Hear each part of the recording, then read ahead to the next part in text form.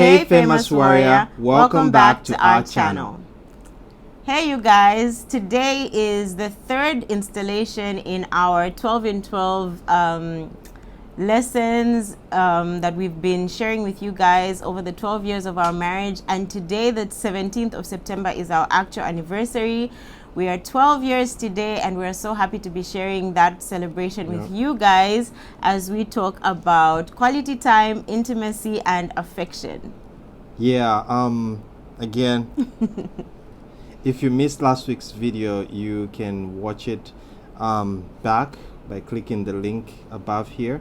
But we hope that you enjoy and share in our story. Yeah.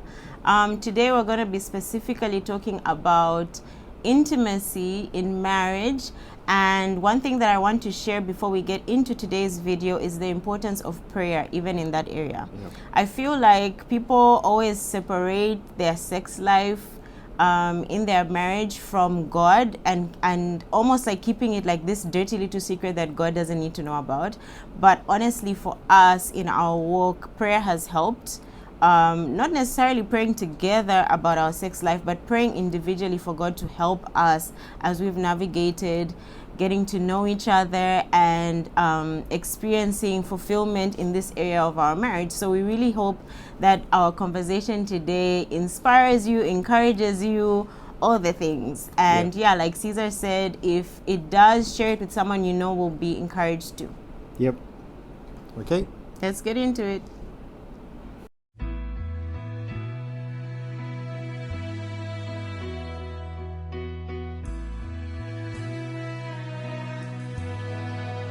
You are my forever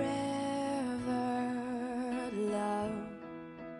You are my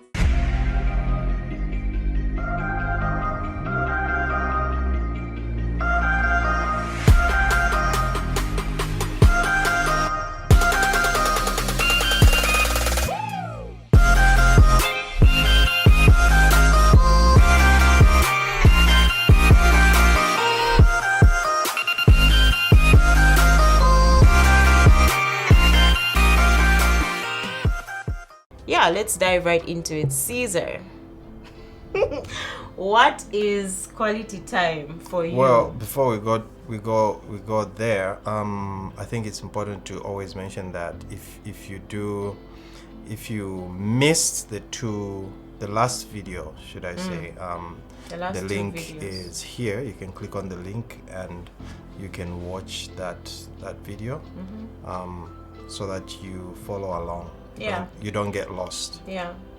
So quality time. Yes. What is quality time? Like, I know quality time is a big deal for you specifically because it's one of your love languages. But just in general, what does quality time mean? What does it look like for you? Why is it important in a marriage? Well, first you mentioned that it's one of my love languages. Maybe you'd care to explain what that is? What is the love languages? Language, Okay, so there's a book that was written by Gary Chapman, I think that's his name, and that book talks about 5 different ways that basically all human beings will fall into one or two of those categories in how best you receive love. So this is not how you give love, but how you receive love. So for example, if you are a person who likes receiving gifts, then we would argue that gifts is one of your love languages. And usually people who love receiving gifts think that everyone else likes receiving gifts, and so they would be buying gifts for somebody. But if you're buying gifts for someone like me, who, a gift is nice, but it doesn't really fill my cup in the way that it would for you, then you would be doing all these things, buying me all these gifts, and then I would come and tell you you don't love me. And then you're like, but why? Like, what do you mean? Yeah, so the 5 love languages help us understand that there are other ways that the people that we care about tend to receive love that maybe might not be the same for us. So it helps us understand how we can best give and receive love with those we care about. Yeah. Yes. So of the 5, there's words of affirmation, acts of service, physical touch, quality time, and then gifts. Those are the 5. Yeah. And I really think there should have been 6. The 6th one should be food. That's what I think. But anyway, All right. yeah. Okay. All right. So quality time. Quality time. What does that mean to me? Yes. It's my love language. So I think it's for me. It makes me It makes me feel important. I love attention. Okay, you're laughing. Okay. I'm like one Caleb Leroy. I love attention. And so quality time for me, it's important because it fills my cup. It makes me feel seen. It makes me feel loved. And it's also important in marriage because it's how you it's how you know each other. I'm one person who, I think one of the reasons why I take long to make friends is because I just believe that I don't want to do stuff just for the sake of doing it. I always think that there is a place a special place for people around you, and if they can't reach that special place, then there's no reason for them to be around you. I want to be, all the relationships that I have that are around me, I want them to be meaningful. And that's why the only way that you can have meaningful relationship is if you're open, you talk about stuff that matters. I think one of the things that I've been having a challenge with in terms of even like family interactions is because you have time with family, you go and see them, but most of the family members, it's like when you're with them, you're talking about other people. So even in marriage, it's like you'd find that you, with your spouse, you spend 80% of your time talking about other people. Yeah. Oh, that one, did you see that one? Did you see? Like you never talk about, hey, how are you doing? Like, how's this? No, I had a challenge. How did you solve that? Yeah. Hey, how are you doing with this? How are you doing with the kids? How are you doing with that? So I think that is where the quality comes in. So it's, what do they say? Quality over quantity. Yes. So it's important because that's the only way that you're going to know each other, that you're going to get closer. Is if I know, what are you struggling with? I pray with you, and it starts from there. So I think for me it's extremely important because in my books, quality time is like it's at the base of everything else. Without the quality time, you're not gonna have all these intimacies that come afterwards. Yeah. Because you're gonna have them with who? Who do you know the person? Do you know what I mean? So everything, I feel, feeds into the other stuff. So that's why quality time is so important. Okay. Yeah. So aside from what you've mentioned, quality time where you're actually having meaningful conversations, because most couples would be like, yeah, but we spend time together. When we get off work, we are home together, we sleep in the same room, like we are together, we live in the same house, we are together. Yeah. So what's the difference between just time that we are together and in each other's space as opposed to quality time together? How do you differentiate those things and feel like, okay, this is quality time as opposed to we're just in each other's space? Yeah. I think it's when papas say, go deeper, papa. Go deeper. Go deep. I think it's when you go deep. I think look, if we're having a conversation here and we're talking about, hey, do you know that so and so, this happened to so and so? And then you start saying, yeah, I heard that. I've been thinking about that. And, a lot of people have been having this challenge. And so that type of conversation is we're talking about other people and what is around us. Yeah. but when you bring it home, you say, look, you know, like, yeah, you know, I actually don't like that, because for me, you know, when I grew up, as I was growing up, this happened to me, and so just right there, the conversation has changed. You're telling me something about you, so I'm getting to know you better. Yeah. And every time there's a conversation, I feel like we always have to share a part of us, and not just, you know, Surface that surface stuff.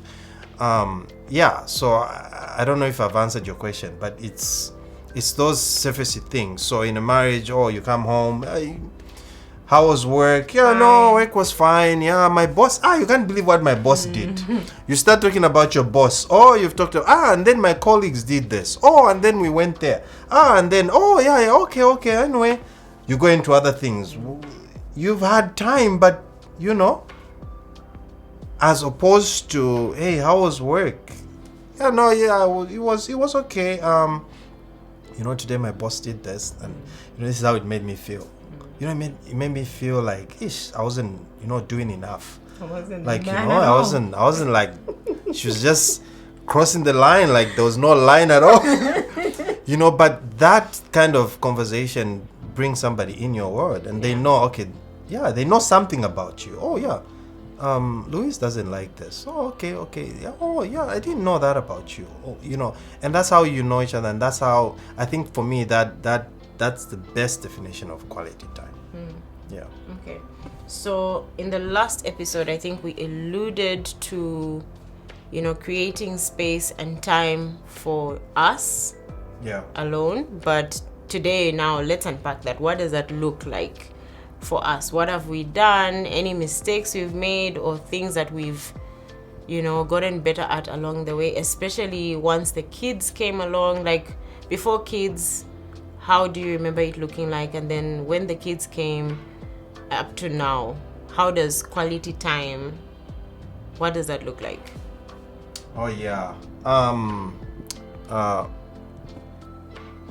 I think, yes, there was a change when the kids came into the picture. Yeah.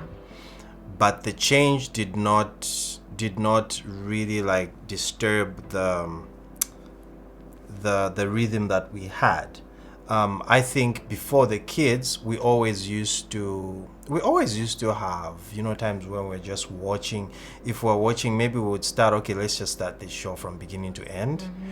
And times when we would have holidays and we just say we're just gonna, you know, like watch from, you know, so many episodes. Binge. And even when we are watching those episodes, I think we have meaningful conversations. Yeah, but that's something that pause there. That's something that people don't do.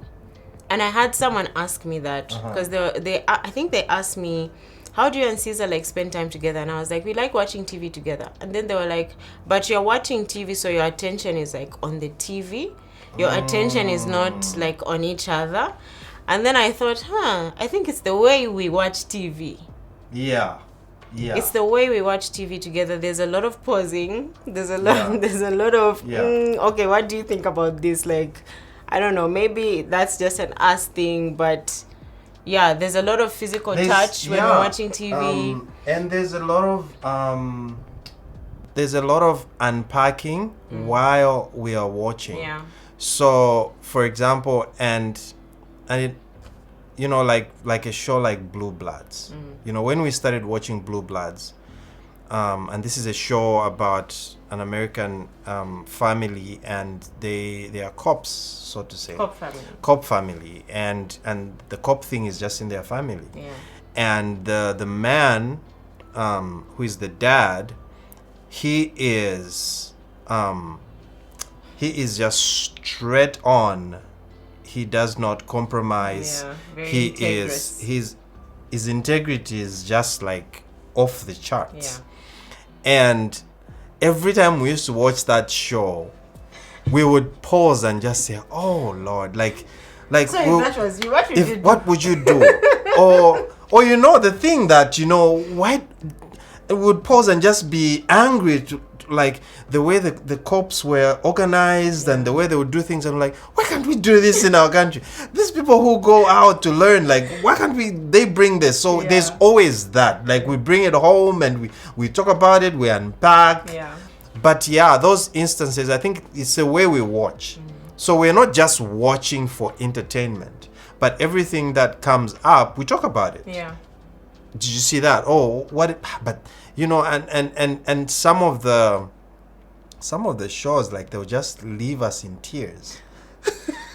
Yeah. You know, they'll just leave you in tears, and you take a moment and you just, you know, there've been shows where I'm watching and I just cry and I'm thinking about my own situation. Yeah. And you take your a own moment. life. And you ask me, you know, what's going on there, and I'll be like, I just thought about my dad, you know, and it's inspiration also drawn from that. So I guess it's the way we watch them. So yeah, like for when the kids were not around, like would do inside the house. Yeah. So we'll do a lot of stuff inside the house. Yeah. Where yes, you know, we just watching a show from beginning. What do they, not a marathon, what do they say? Binge like watching. Whatever, yeah. I don't know that word. But yes, we'll do a lot of that. But when the kids came, obviously there was a period where we had to figure out how do we do this. But even before the kids came around, I don't know how this started, but every year we would do stuff on our anniversary. We would do stuff on our birthdays. Mostly on your birthday, because it's easier, because I handle the finance. Yes. So we had to figure that one out. But so memories are always created every single year around birthdays and anniversary. Yeah. So those kept on going. Even before the kids and after the kids. Yeah. But after the kids came, I love that there was a period where we had to figure out what would work, and that's where you came up with this was your idea, the weekend for when they go out. Yeah. That's number one. So the Yeah. weekend, every last weekend of the month, the kids go to their nana, and that's our time to rest. Yeah. And catch up on marathons of. Yeah, but also it's also our time to just focus on each other. Yes. Yeah, yes, because you're not yes. running around with feeding people and all that Yeah. stuff that comes Yeah. with, the kids, their bath time, the routine rotates around them. Yeah. But when they're away, we can just do what we want. We can, Yeah. focus on each other. Yeah. Have breakfast together, have tea together in the morning, and we're not rushing. And Yeah. yeah. Yeah.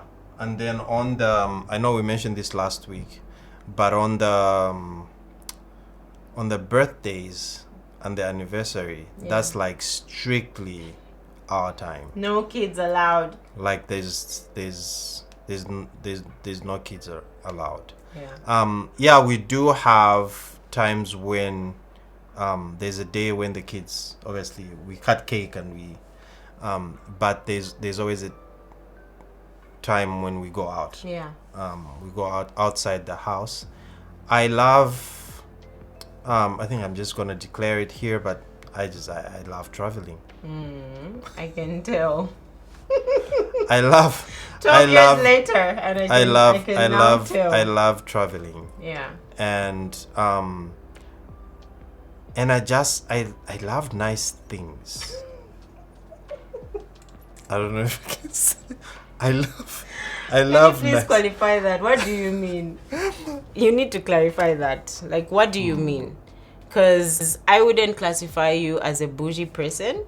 I think you're a very simple person. Yeah, no. But then, yes, you do like things. But now, what are those things? There are specific things. So explain. I said, what did I say again? You said you like things. I said I like things. You like nice things. Oh, I like nice things. Yes. I think it's the Is it comfort? I don't know. I don't know how I can say this, but there was one. Okay, there was one time when maybe I can help clarify this. Yes. There was one time when my supervisor took us for a meeting somewhere, and I've never forgotten that example. So she was trying to give us an example of, because what you don't know, you don't know. Yeah.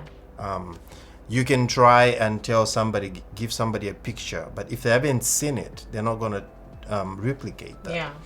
So I was in maintenance, working as a facilities person. So she kept on saying, the grounds need to be clean. The grounds needs to be. I don't know what she's talking about. They're clean. So one day she said, she took all of us, part of admin, and said, okay, we are going to go to, then it was Sun Hotel, something like that. Southern Sun. Yeah, Southern Sun. And that's where we went to have lunch. So I'd never been there. So we went there and everything was clean. And I was like, oh, This is what this you is mean. a whole nother type of clean. But yeah, so I'd never seen that. And then she said something in that meeting that stuck with me. She said,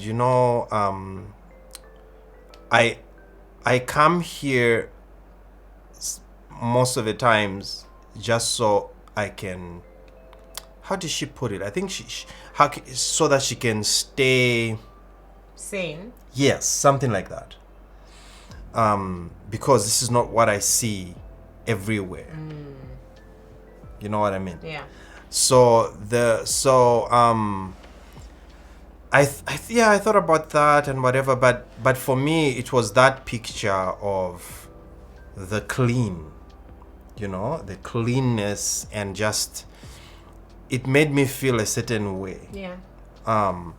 So when I say that I like nice things, I think it's so much to do with the odor and it's The environment. the environment. It's clean. I feel like I can breathe. I feel relaxed. Yeah. So with that in mind, and that is why every like I don't think it's every birthday, but almost every birthday, like we get out of the house Yeah. to go and just check into a hotel and spend 2 nights there and come back home. Yeah. And that started and obviously we've kept that because obviously of the kids and everything, and it helps. Not that our house is dirty or anything. No, like I think that's But- even why I think that's why that's important to you. Because in the back of your mind, you're probably thinking, if I'm going to leave the comfort of my home, I should be going somewhere at that level or higher. Yeah. Yeah. Basically, yeah. Okay, so you've talked mostly about quality time during special occasions and the end of the month. But we haven't talked about the day-to-day, just average day, beginning of the month, middle of the month, Monday to Friday, just every day. And I think what people need to understand is that it starts with your values. Yeah. What do you value as a couple? Like for us, we love spending that time together uninterrupted. And we had done that so much before the kids. Yes, we knew that kids were going to change some things, but we didn't want it to change that part of our relationship so much that we were just in this funk, for lack of a better word, until the kids get to I don't know what age. Yeah, so we had to put certain things in place. Routines, yes, those are good for the kids. It helps them, feel secure, all the benefits of having routines in your home. But to be honest, some of our biggest benefits were selfish. We want to have a time when the kids are sleeping.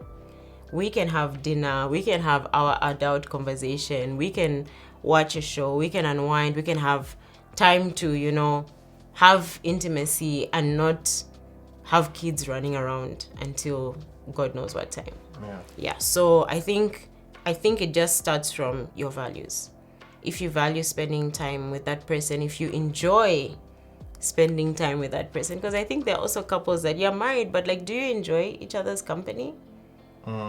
Do you want to be with that person? Like, when you're at work, are you itching to get home so you can be with that person?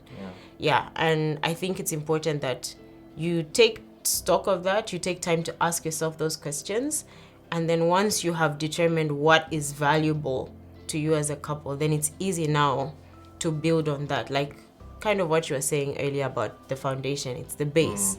And then you can build on top of it once you've decided what your base is. So I think we've been on the same page a lot, because it takes a team effort. It takes the two of you deciding, okay, this is something that we value, and then working together. And before we move on to the next topic, which is affection, I wanted to talk about the working together, because I know in the beginning, when we were getting the kids into their routines and trying to, be very to the T about it, because we were starting, it seemed almost rigid for you. And there would be times when we would have those conversations of, no, you're not, you need to loosen up and all that stuff.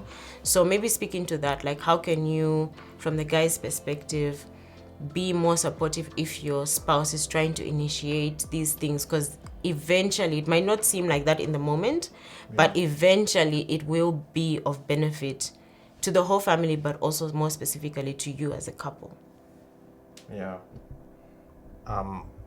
I think it's just because anything that's new and you don't really know how it's gonna turn out, you've never seen that before, it's difficult to buy into it. So there were times when I would think, okay, we need to be flexible or whatever, but what I've realized is that over the years, the flexibility, even when there's flexibility, the kids don't fall back. Now they can go to their nana and sleep at 20. When they come here, they're 18:30, they have gone to bed. So it doesn't disrupt them. So I think there is a point where flexibility comes in, but at the time when you're just starting and these things are being, you're working on this, you have to stick to it. I think being on the same page is important, and supporting each other, but even if you don't really see, I mean, it was difficult to, even when starting, it was like really, really difficult, just what we had to go through.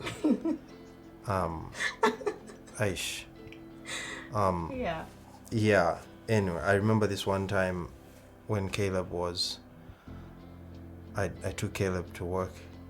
There was an Easter musical, and I think there was an Easter musical, and I took him and I let him cry because he was in the middle of the training, and one of the ladies was like, she was traumatized. Can I pick him up? I'm like, no, do not.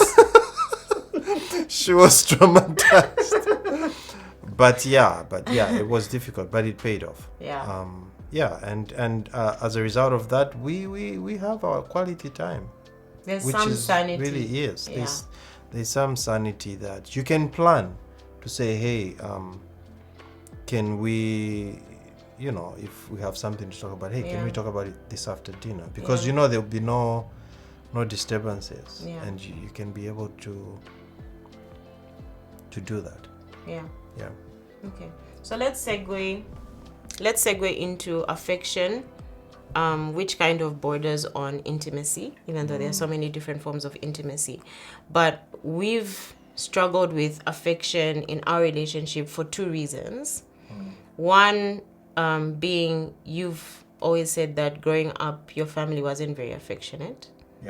And then also on the what men need, what women need. Yes. So experts say that Men need sex, women need affection. Yes, I know it's very stereotypical, but experts say most men, most women. Yeah. Yes. And by affection, we're talking about affection that does not lead to sex Yeah. is what a woman needs. Yeah. Whereas for you men, you read that as a sign of, okay, Yeah. yeah, you know? Yeah. And I know, I just want to hug. I think I can speak to that. Because this is one of my top goals for Caleb. Because of how I grew up, and just our cultural setting, it's just when you push something away from someone, when they actually see it, then they don't know what to do with that. Growing up, we had a lot of the girls are on that side, the boys are on that side. Yeah. There was a lot of separation. A lot of separation. And so there was no if I was in the way I was growing up in primary school, I know that if you were caught talking to a girl, the guys would laugh at you. You know, oh, you're speaking to a girl, you'd be the laughing stock. And I don't know where that came from. So there was girls at this side, boys at this side. So with that created this monster. With Talk that about the monster. created this monster. Yeah. Okay? And you find that because of that separation, now there are certain things which are supposed to be normal, but they seem very Sensual. to you. Yeah. You know what I mean? Yeah. And obviously for me, I had to and this is what you're talking about. So because girls were there, guys were here, you know, so the first time a girl, you're really in close proximity with a girl, you're in trouble. Yeah. Because you're not used to that. Yeah. You know what I mean? So there were some things which we rewired our brains for us who were growing up like that. Yeah, and just to, you know, just like this is so general. This is so general. Because in our society, in our culture, we only now that maybe a bit of it is coming, is changing a bit, but it's still there. When guys see a short skirt, in our culture, you know, when we're at school, we used to say they connect. I'm not going to define what connection is, but you can put one and two together. Oh my gosh. Okay. But so yeah. Why? Again, it's the same thing. It's the way our brains were wired. But you find that in another cultural setting, that has no impact whatsoever. Yeah. You know what I mean? And because why? They're used to that. Yeah. You know, you're used to that. So what am I saying? I think what I'm saying is that it affects how affectionate you will be. Yeah. And I know that I've had to do a lot of growing in that area. Yeah. I think it's positive growth because, like you're saying, this is a goal that we have for the kids. It's a goal that you have for Caleb. And the kids are learning affection. Caleb is very affectionate to his sister, to both of us, you know. So I think it's not just a practice that's important for the couple. I think it also, like you're saying, it speaks into the next generation and how that will be normal or not normal for them. Yeah, so it has levels of importance. So speaking of affection that doesn't lead to sex, then there is affection that does lead to sex, because sex is an important part of the marriage relationship. But then when people hear the word intimacy, they automatically think it's just sexual intimacy. Like sex is just the only intimacy that there is. Yeah. And I think that's a mistake that a lot of men make in assuming that, okay, intimacy is just sex. When for women, if there isn't emotional intimacy, if there isn't intellectual intimacy, if there isn't, safety in the relationship, then that affects how present I am in the sexual intimacy. Yeah, I think that's why, like when I was at the beginning, I was talking about the foundation of it being quality time. Yeah. I don't think anybody wants to have sex with a stranger unless you're just crazy. Yeah. Oh, okay, yeah. But yeah, I think it all comes from there. Yeah. But one thing that is also important to note is that sexual life is just that. It's life. It is an area which is just like, I can equate it to anything else that happens in marriage. Yeah. It's when we talk about communication, you grow. You have times when communication is good. Yeah. And then you start growing into that. It's not all the time that you'll be connecting and feel like you're on the same page. So it's the same with sexual intimacy. It's the same. Yeah. It takes. There will be, and in life, different things happen. So there will be times when the sex drive is down, or something has happened, and you just don't want to. You just feeling you're not in the mood. There will be different seasons in life that you have to navigate with each other. Yeah. But the most important thing is knowing when that is happening, and then this is not easy. It's difficult to do. Then talking about it. Yeah. Because we are very, very quick to talk about anything else apart from the sex part. Yeah. We're not supposed to talk. It should just work.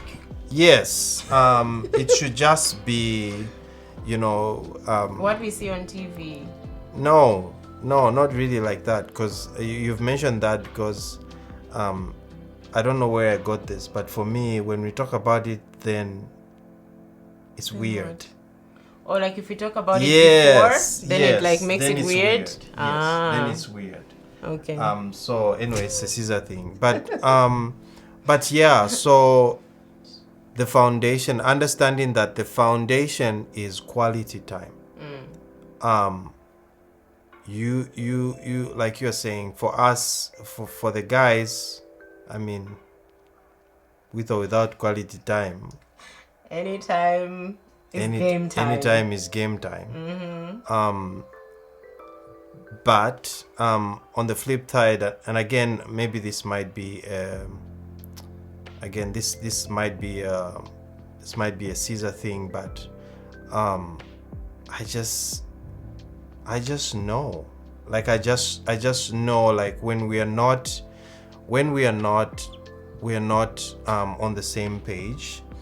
With like, all the other types with of all the other types intimacy, of things, with communication, yes, with quality all time, these things, yes. all these things. I don't want to have sex with you. I don't like you very much. Like during those times. I don't.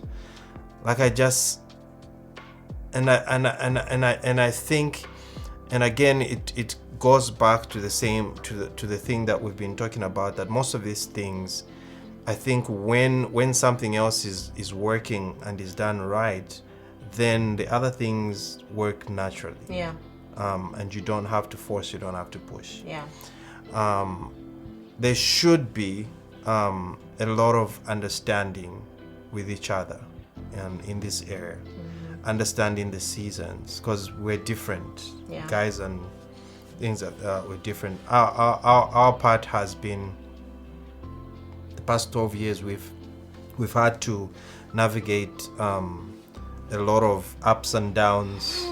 You know, you get on the birth control thing, sex drive goes down, or you get off, something else happens. We lose our baby, or now you're on bed rest, or now you can't have sex, or now. So there's been a lot of that,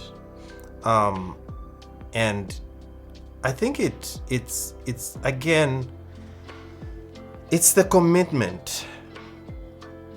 It's the commitment.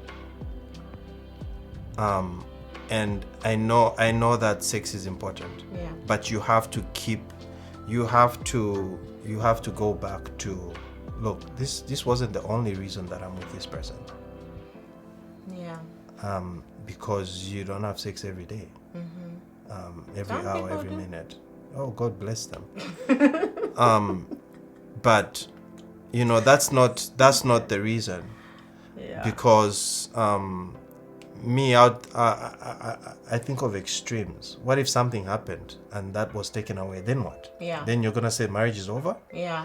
There has to be something else that brought you together, and that's what you fall back on. Because all these things, yes, they're part of marriage and they're part of the benefits of marriage, but there is that one thing that will be there, should be there forever. Yeah. Even if all these other things fall off, if God forbid I stopped talking, so then I'm not a person, you can't be with me anymore. Oh no, because I married you, we're talking, I married your voice, so now the voice is gone, I'm not Caesar anymore.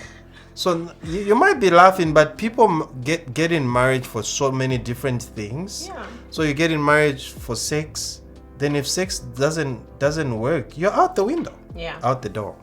Out the door. Unless you're a wizard flying through the window. But yeah, so there has to be something which is very important that brought you together,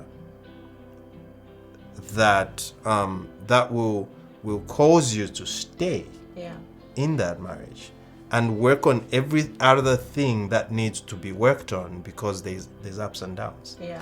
So a lot to think about there, right? Yeah, because you hear so many stories, and I don't mean to digress here or talk about something else, but you hear so many stories of, oh no, this marriage failed because there was an argument which wasn't getting resolved. Yeah. So you know, this all is to say that you need to keep the main thing. So and talk about it, stay there, but yeah, make it work. Yeah. Yeah. I think from the lady's perspective, there's almost this social pressure to be, you know, the vixen in the bedroom and satisfy your husband at all times and be this sex symbol, whatever. Like, you're competing with culture sometimes, and it's easy to forget, like you're saying, keeping the main thing. It's easy sometimes to forget that at the end of the day, it's two people who love each other, who like each other, and then who get to participate in this gift that God gave married couples. Because, yeah, like you're saying, if all these other things are not working, even from the female's perspective, like they say, oh, foreplay. Yes, for the actual foreplay is important, but then for us, there are other elements of foreplay. Like, can we have a conversation? If I had a bad day at work, can I come and unpack that with you and then cuddle with you? And then, you know what I mean? It's not just about the act. And I think people forget that you're married to a whole person, like a whole person that has so many other areas that pertain to them being whole, and it's not just sex. Yeah.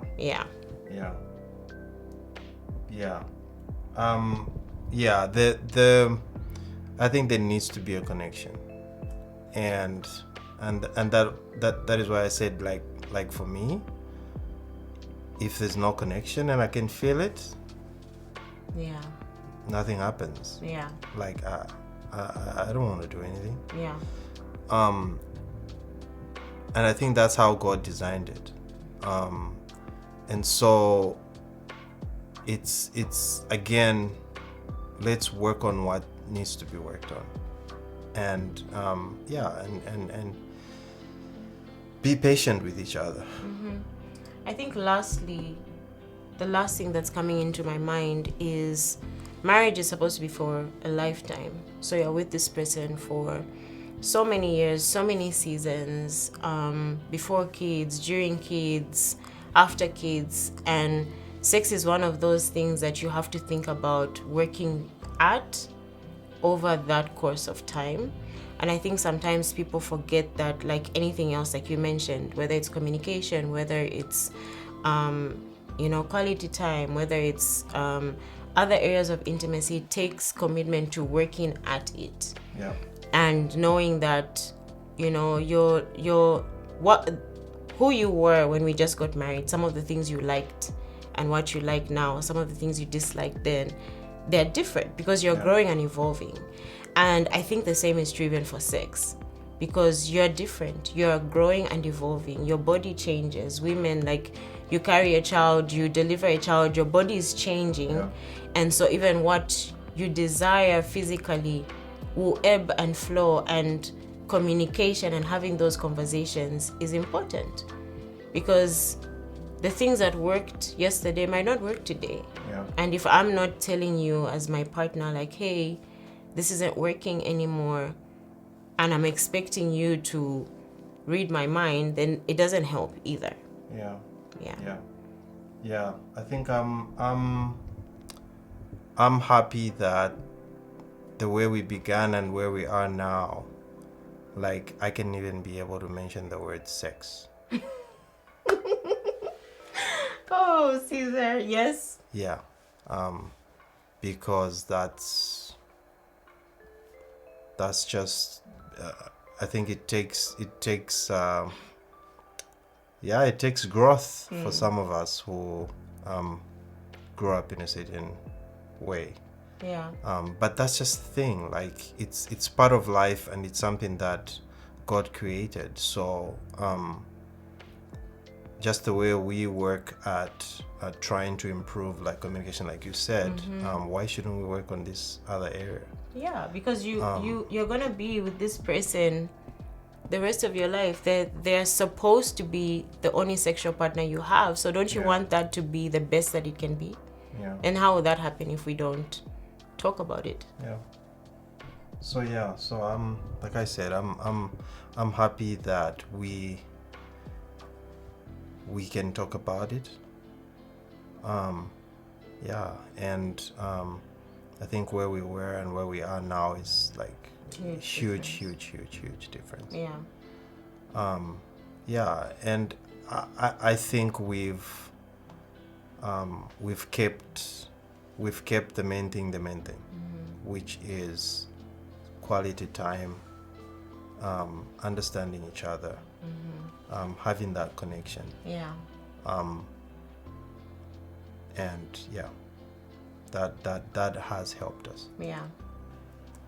I think one last thing that I can say maybe to the guys is that I think, like we said, when it comes to the roles in marriage, there's that thing of, no, I'm the man, and all these things, and I know that maybe sometimes you might want to bring that into the sex life, and to say, look, I'm the man, I'm the one who needs the pleasure or whatever. But it's, when we're talking about the time that we talked about, marriage is, how are you doing this thing? Are you doing it together? Yeah. So it's everything. It's everything. Even the sex, like, it has to work for both of you. Yeah. It has to work for both of you. And I think it should be the opposite. If your partner if it's not working for your wife, then you should feel bad, and try and find out, hey, like, what can I do? What Yeah. am I not doing right? Yeah. You know. And that takes humility. Yeah, it does. It does take humility. And look, again, it all comes back to how are you doing this thing? Because the way you started and how you are carrying that forward, you're carrying all those traits in everything. Yeah.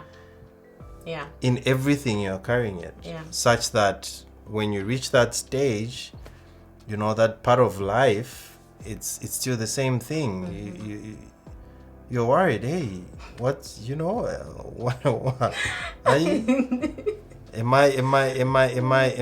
am I doing the right thing here? Yeah. It should bother you. I know you mentioned last time about no, you and your friends don't discuss your sex life and whatever. And I said that, I do not discuss my sex life. you don't discuss your Some sex other life. people, And they do. I found it hard to believe people, but I don't know. But yeah, for the guys, I don't think that's something that, anyway, maybe it's just me. You'd Like be surprised. I wouldn't be comfortable to discuss that part of my life with just anyone. Yeah. Or any of my friends, whatever. I mean, there would be some friends that I have who are medically inclined, and you know, you'd be talking about something, and then you'd say, okay, I'm taking vitamins, and then he looks at the box and said, hey, oh yeah, this is good. This is actually good, because when you have an erection, this is gonna help you. It works in, you know, that's about how much, you know, discussion, how far we go to talk about such. If you have a problem, and you need help, like, look, what do I do in this situation? Yeah, then, I mean, you can go to somebody that you trust, in that sense that you're the one with the problem, and just saying, look, I don't know how to navigate this situation. Yeah, I mean, that's something that you can do. But yeah, I just think that and feel that sex should be for the both of you, and it should be enjoyed by the both of you. It shouldn't be one-sided. Yeah. It should never be one-sided, because your partner is not a prostitute where you, whatever, you know what I mean? You just use the person. Yes, just use it in that sense. Yeah. You know what I mean? And if that doesn't bother you, then there's a whole kind of other problems, because that should bother you. Yeah. And on that note, That's all, folks. that's all we had, folks, for this particular episode. But yeah, I hope our vulnerability and how candid we are getting with some of these topics is helping someone out there. Please leave us comments, you know, let us know what your thoughts are about these videos that we're sharing. Some of these topics are easier to talk about and unpack than others. So we really, really hope that us taking the time to put this content out there is helpful for you, because marriage is a good thing, and to be here 12 years, you know, it's a landmark for all the marriages that are failing out there. Like, it's a real landmark. So for the marriages out there, we want to be able to provide you with something that can keep you encouraged and inspired. Start some conversations if need be, you know, let this be a conversation starter. It might be a joke, or we are saying it in a funny way, but it gives you an opportunity to start having these conversations in your home with your partner. Because even in our marriages, the chance to fight is a privilege, and you guys are definitely worth the fight. But I think if there is, not to say that if there is a problem, then you need to go, I mean, confide in people that you trust to say, hey, and not the problem on the other side, your problem. Thank you. Your problem. So if you have a problem and you don't know how to voice it to your partner? Yeah, no, like you don't know how you seem to be, You don't know how to do it right.